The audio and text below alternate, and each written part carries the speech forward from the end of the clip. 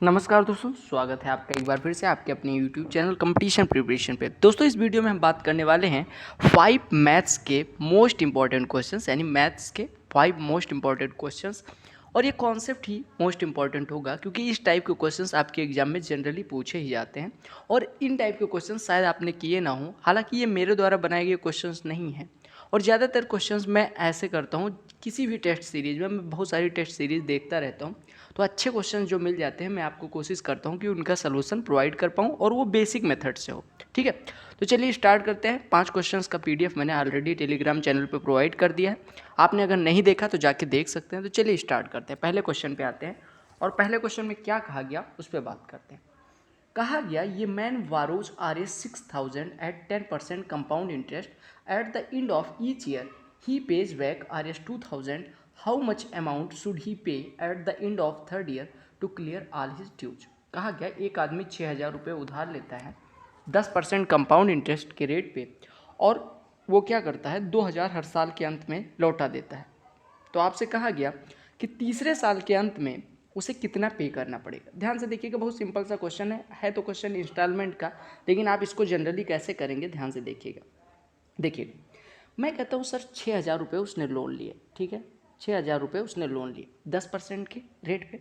तो पहले साल के अंत में आपको पता होगा कि कंपाउंड इंटरेस्ट और सिंपल इंटरेस्ट एक ही होता है, यानी 10% इस पर ब्याज लगा होगा, यानी कि इसके पास 6600 रुपये पे करने को रहे होंगे जब पहले साल के अंत में जाता है। उसने क्या किया कि 6600 में से 2000 रुपये उसने पे कर दिए, यानी अभी बचे 4600 रुपये। ठीक है, फर्स्ट ईयर के लास्ट में, ये फर्स्ट ईयर की बात हो रही है, फर्स्ट ईयर के लास्ट में उसने 2000 पे कर दिए, अब उसके पास बचे 4600 रुपये। अगले साल आपको पता होगा कि फिर इस चूँकि कंपाउंड इंटरेस्ट है तो इस पर 4600 पे इंटरेस्ट लगेगा, यानी इसका 10% अगले साल के लिए इंटरेस्ट बनेगा, यानी सेकेंड साल के अंत में। तो यानी 460 रुपये इस पे ऐड होगा, यानी कि 460 रुपये इंटरेस्ट और 4600 मूलधन था, यानी कि दूसरे साल के अंत में उसके पास 5060 रुपये हो जाएंगे पे करने को। अब वो क्या करता है दूसरे साल के अंत में वो चालाकी लगाता है, कहता है 2000 रुपये ही मैं पे करूँगा, यानी अब उसे कितने पे करना है 3060 रुपये, यानी 3060 रुपये तीसरे साल के शुरुआत में उसके पास मूलधन होगा जिस पे वो ब्याज सहित अदा करेगा। अब आपको पता है तीसरे साल का मूलधन 3060 रुपये है और उसे 10% इंटरेस्ट देना है, यानी 3060 रुपये मूलधन था, 10% इंटरेस्ट, यानी कि इस पर 306 रुपये इंटरेस्ट, यानी उसे कुल कितना पे करना पड़ेगा 3060 प्लस 306, यानी 3366 रुपये अगर वो तीसरे साल के अंत में पे कर दे तो आपका कर्जा खत्म हो जाएगा, मतलब उस आदमी का कर्जा खत्म हो जाएगा। फिर से समझिएगा, मैं फिर से समझाने की कोशिश कर रहा हूँ। आपको पता है 6000 उसने लोन लिए थे, ठीक है। आपको पता है पहले साल के लिए कंपाउंड इंटरेस्ट हो या सिंपल इंटरेस्ट बात बराबर होती है, तो 10% उसका पहले साल के अंत में ब्याज लग जाएगा, यानी पहले साल के अंत में उसके पास अगर वो पे करना चाहे तो पहले साल के अंत में वो 6600 रुपये पे कर दे और कर्जा उसका खत्म हो जाए। लेकिन उसके पास केवल 2000 रुपये होते हैं तो वो 2000 पे कर देता है पहले साल के अंत में, यानी नेक्स्ट साल के लिए उसको 4600 पे ब्याज देना है, ठीक है। चक्रवृद्धि ब्याज है तो ब्याज पे भी ब्याज लगे। अब इस 4600 पे दूसरे साल के अंत में इस पे 10% लगेगा, यानी 460 रुपये, और यानी दूसरे साल के अंत में वो 5060 रुपये अगर वो पे कर दे तो उसका काम खत्म हो जाए। लेकिन उसके पास तब भी 5060 रुपये नहीं होते, उसके पास केवल 2000 रुपये होते हैं, तो 2000 फिर पे कर देता है, यानी अब तीसरे साल के लिए मूलधन बचता है 3060 रुपये और इस पे 10% ब्याज यानी 306 रुपये देके तीसरे साल के अंत में 3366 रुपये देके उसका कर्जा खत्म हो जाता है। समझ रहे हो?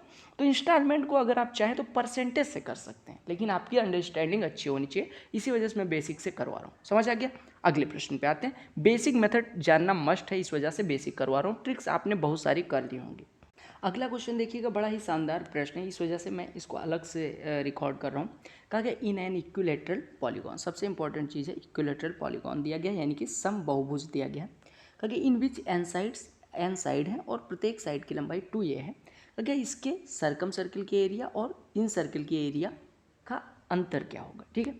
अच्छा, आपको पता होगा कि अगर हम एन साइड्स का, आप ऐसे एज्यूम करिए, देखिएगा आपके दिमाग में होना चाहिए कि हम एन साइड का अगर हेक्सागोन लेते हैं, हेक्सागोन में कितनी साइड्स होती हैं 6, यानी अगर 6 साइड्स का रेगुलर पॉलीगॉन यानी 6 साइड्स का इक्विलेटरल पॉलीगॉन लेते हैं तो उसमें आपको पता है कि जो वो क्या कहते हैं, मतलब कितने इक्विलेटरल ट्रायंगल्स बनते हैं n, कितने इक्विलेटरल ट्रायंगल्स बनते हैं n, ठीक है। अच्छा, अब अगर एन इक्विलेटरल ट्रायंगल बने तो अगर मैं कहूँ कि सर आप एक इक्विलेटरल ट्रायंगल के सर्कम सर्कल और इन सर्कल के एरिया का अंतर निकाल के और एन से गुणा कर दें तो प्रत्येक मतलब जो पूरा पॉलीगॉन होगा उसके सर्कम सर्कल और इन सर्कल के जो अंतर होगा एरिया का वो आ जाएगा। समझिएगा फिर से, मैं कहूँ कि एन रेगुलर पॉली मतलब एन साइड का रेगुलर पॉलीगॉन अगर है और उसमें कितने इक्विलेटरल ट्रायंगल बनेंगे एन, ठीक है। तो अगर मैं ऐसे कहूँ कि एन इक्विलेटरल ट्रायंगल, उसकी एरिया क्या होगी, अगर मैं बात करूँ उस इक्विलेटरल पॉलीगॉन की एरिया की, तो आप कहेंगे एन इक्विलेटरल ट्रायंगल की एरिया के बराबर होगा। तो उसी प्रकार अगर मैं बात करूँ कि उस पॉलीगॉन के जो सर्कम सर्किल होगा और इन सर्किल के एरिया का अंतर क्या होगा, तो आप कहेंगे कि एक इक्विलेटरल ट्रायंगल के सर्कम रेडियस और इन रेडियस मतलब सर्कम सर्किल और इन सर्किल के एरिया का अंतर निकालिए और एन से मल्टीप्लाई कर दीजिए, आपका आंसर आ जाएगा। अब इसी तर्ज पे आप बात करते हैं कि अगर आपको पता है इक्विलेटरल ट्रायंगल की साइड कितनी दी गई है, आपको पता है पॉलीगॉन की साइड रेगुलर पॉलीगॉन की साइड 2a दी गई है, तो आपको पता है ये कितने मतलब किस साइड का इक्विलेटरल ट्रायंगल बनाएगा, 2a साइड का। ऐसे कितने ट्रायंगल्स बनेंगे n, ठीक है। और एक इक्विलेटरल ट्रायंगल के सर्कम सर्कल और इन सर्कल की जो एरियाज होगा उनका अंतर क्या होगा, pi times of capital R square minus small R square, ठीक है। तो ऐसे n है तो पाई टाइम्स ऑफ n, मतलब अगर पूरे पॉलीगॉन के लिए बात करें, अगर एक इक्विलेटरल ट्रायंगल की बात होती है तो pi into capital R square minus small R square, और ऐसे n सर्किल्स हैं तो pi into R square minus R square into n। अब आपको पता है अगर इक्विलेटरल ट्रायंगल है तो उसके लिए सर्कम रेडियस बराबर होती है साइड अपान √3 यानी 2a अपान √3। और अगर मैं बात करूँ इसका इन रेडियस क्या होगा तो आप कहेंगे साइड अपान 2√3 यानी a अपान √3, ठीक है। अब यहाँ पे पुट कर दीजिए, यानी ये हो गया n pi into capital R square यानी कि 4a square upon 3 minus small R square यानी a स्क्वायर बाई 3। तो आपका यहाँ पे ये हो जाएगा n पाई इंटू 4/3 वो 4a square by 3 minus a square by 3, यानी आपका कितना हो जाएगा 3a स्क्वायर बाई 3, यानी ये हो जाएगा a स्क्वायर। यानी आपका आंसर कितना हो गया पाई n a square, pi n a square. तो आपको यहाँ पे करना क्या था, फिर से समझा दे रहा हूँ।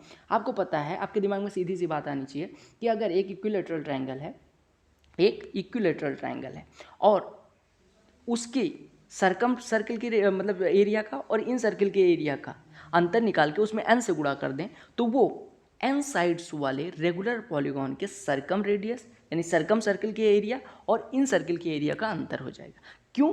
क्योंकि आपको पता है एक n साइड्स के रेगुलर पॉलीगॉन में n इक्विलेटरल ट्रायंगल्स बनेंगे, इसी वजह से। समझ आ गया?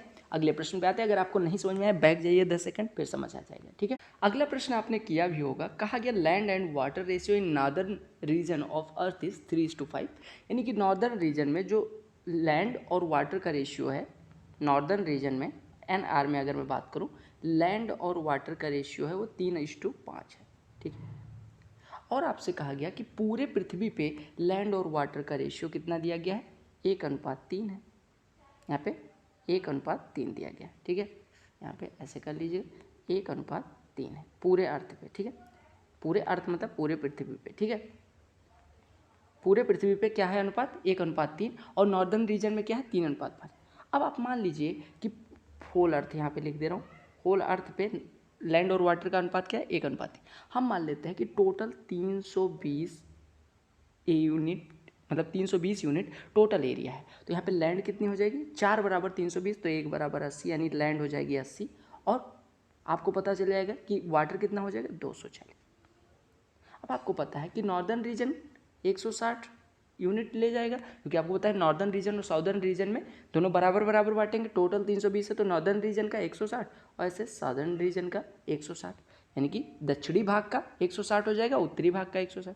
अगर दक्षिणी भाग में 360 है, लैंड और वाटर का रेशियो 3:5 है, यानी 3 + 5 8 बराबर 160 यानी 1 बराबर 20, यानी लैंड कितनी हो गई 20 × 60 और वाटर कितना हो गया 20 × 5 यानी 100। आपको पता चल गया कि 320 टोटल था, तो यानी कि उत्तरी भाग में 160, दक्षिणी भाग में 160। उत्तरी भाग में 160 में 3:5 में लैंड और वाटर था, यानी लैंड हो गया 60 यूनिट, वाटर हो गया 100 यूनिट। आपको पता है टोटल 80 यूनिट लैंड होना चाहिए, यानी कि साउदर्न रीजन में कितना हो जाएगा, नॉर्दर्न रीजन में 60, टोटल 80 यानी साउदर्न रीजन में 20 और अगर मैं बात करूं वाटर की तो आपको पता है उत्तरी भाग में 100 है, टोटल हमारे पास 240 होना चाहिए, यानी कि साउदर्न रीजन में कितना हो जाएगा 140। अब इसी का अनुपात पूछा गया था तो आप कहेंगे 20:140, यानी 20 × 20, 20 × 7 140, यानी 1:7। बेसिक से कैसे करेंगे आपको समझ में आ गया, ठीक है। तो आपको बस इतना पता होना चाहिए कि जो अर्थ है वो दो चीज़ों से बनी है, मतलब दो रीजन में बांटी गई है, नॉर्दर्न और साउदर्न, यानी कि उत्तरी भाग और दक्षिणी भाग, ठीक है। समझ आ गया। अगले प्रश्न पे आते हैं। अगला प्रश्न देखिएगा, बहुत ही ईजी सा है, लेकिन इसमें कैसे मैं करूँगा वो ध्यान से समझिएगा, बेसिक से ही करूँगा बिना कोई ट्रिक लगाए। कहा गया area of a right angle triangle is 540 centimetre square and length of hypotenuse is 51 centimetre, then the perimeter is. कहा गया कि एक राइट एंगल ट्राइंगल है, उसकी एरिया 540। अच्छा, आपको पता है area of right angle triangle, अगर मैं मान लूँ परपेंडिकुलर ए है और बेस बी है तो उसका एरिया क्या हो जाएगा, half A B, half A B. ये कितना दिया गया है 540। अगर हाफ ए बी 540 है तो आप कहेंगे ए बी बराबर कितना हो गया 1080, ठीक है। अच्छा, अब आपको एक चीज़ और दिया गया, आपको दिया गया कि इसका हाइपोटेन्यूज, अगर परपेंडिकुलर ए है बेस बी है तो इसका हाइपोटेन्यूज कितना हो जाएगा, यानी हम कह सकते हैं परपेंडिकुलर का स्क्वायर यानी ए स्क्वायर प्लस बेस का स्क्वायर यानी बी स्क्वायर बराबर हाइपोटेन्यूज का स्क्वायर यानी 51 का स्क्वायर यानी कि 2601, ठीक है। अब आप एक काम करिएगा, आपको पता है ए स्क्वायर प्लस बी स्क्वायर, आपको पता है ए बी, तो यहाँ से आप ए प्लस बी का होल स्क्वायर अगर निकालने जाएंगे या ए प्लस बी निकालने जाएंगे तो ये हो जाएगा अंडर रूट में ए स्क्वायर प्लस बी स्क्वायर यानी कि 2601 और प्लस 2ab यानी कि 2160, यानी ये बनेगा 4761 और 4761 का वर्गमूल होता है 69, ठीक है। यानी ए प्लस बी 69 आ गया। अब अगर मैं ए माइनस बी ऐसे निकालने जाऊँ तो आप कहेंगे ए माइनस बी बराबर कितना हो जाएगा, a square plus b square minus 2ab, यानी 2601 माइनस 2160 यानी कि 441। 441 का वर्गमूल कितना हो गया 21। आपको पता चल गया ए प्लस बी, आपको पता चल गया ए माइनस बी, दोनों को सॉल्व करेंगे तो दोनों को जोड़ेंगे तो यहाँ से ए बराबर आ जाएगा कितना 69 21, 90 का आधा 45, और ऐसे बी बराबर आ जाएगा कितना आ जाएगा 24। आपके पास आ गया परपेंडिकुलर, आपके पास आ गया बेस, आपको पता है हाइपोटेन्यूज, तो यहाँ से पेरीमीटर कितना हो जाएगा, पेरीमीटर बराबर हो जाएगा 45 प्लस 24 और प्लस 51, यानी आपका हो जाएगा यहाँ पे सी, यानी हाइपोटेन्यूज कितना दिया गया 51, तीनों को ऐड कर दीजिए यानी 5 4 9 1 10, हासिल लाइन 1, 5 1 6 2 8 4 5, यानी 120 इसका टोटल पेरीमीटर हो गया। समझ आ गया। तो हमें बस इतना समझना था कि ए प्लस बी निकाल लीजिए, ए माइनस बी, दोनों को सॉल्व कर लेंगे तो यहाँ से हमारा परपेंडिकुलर और बेस निकल के आ जाएगा। समझ आ गया। अगले प्रश्न और लास्ट प्रश्न पे चलेंगे। ये प्रश्न है तो टाइम एंड वर्क का, लेकिन बड़ा ही ट्रिकी प्रश्न है, इसको कैसे करेंगे देखिएगा। कहा गया A completes a work in 8 days less than B, यानी ए कोई कार्य बी से 8 दिन कम में करता है। बहुत ज़्यादा समय आपका मैं नहीं लूँगा। देखिएगा ए और बी के बारे में बात की गई है, ठीक है। कहा गया ए जो है वो बी से 8 दिन कम में करता है, यानी बी अगर x प्लस 8 डेज लगाता है तो ए x डेज में काम कर देता है, ठीक है। अब आप कह सकते हैं कि अगर ए x दिन में पूरा कार्य करता है तो एक दिन में 1/x कार्य करता होगा, और अगर बी की बात करूं तो वो एक दिन में 1/x प्लस 8 कार्य करता होगा।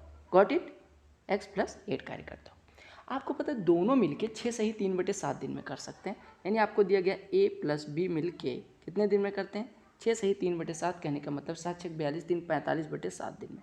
ए और बी मिलकर अगर 45/7 दिन में करते हैं तो एक दिन में 7/45 करते हैं। अरे 45/7 दिन में अगर टोटल वर्क करते हैं तो एक दिन में 7/45, बात खत्म। अब देखिएगा, आपको पता है ए 1/x करता है, बी 1/x प्लस 8 करता है। आपके दिमाग में आ रहा होगा सर अभी क्या ट्रिक है, आगे देखते जाइए, अभी आपको समझ में आ जाए।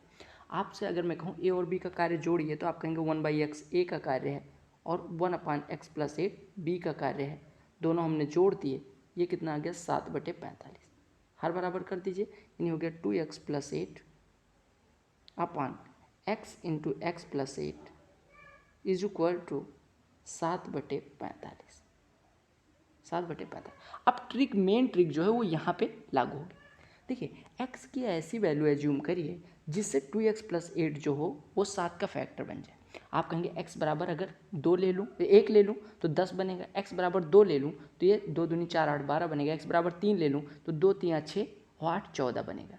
x बराबर 3 लेने पे 14, यानी ऊपर तो 7 का फैक्टर बन रहा है लेकिन नीचे 45 का फैक्टर बन रहा है या नहीं, तो आप सर्च करिएगा, मतलब सॉरी 7 के टेबल का बन रहा है ऊपर, और नीचे देखिए 45 के टेबल का बन रहा है या नहीं, तो आप x बराबर 3 रखिए तो ये 3 हो गया, ये 11 हो गया, 33 क्या 45 के टेबल का है नहीं, तो x बराबर 3 रखने पर नहीं सेटिस्फाई हो रहा है। अब आपको क्या रखना है, x बराबर ऐसे अगर आप रखेंगे x बराबर 10 रखिए, x बराबर 10 रखिए। x बराबर 10 रखने पे हो जाएगा 20 8 28। तो ऊपर वाला तो 7 के टेबल का है। अब नीचे वाला देखिए कि क्या नीचे जो संख्या आ रही है वो किसके टेबल की है, वो 45 के टेबल की है। तो आप रखिए x बराबर 10 रखेंगे तो 10 इंटू 10 प्लस 8 18, 10 गुणे 18 180, यानी ये भी टेबल की, यानी x की वैल्यू हो गई 10।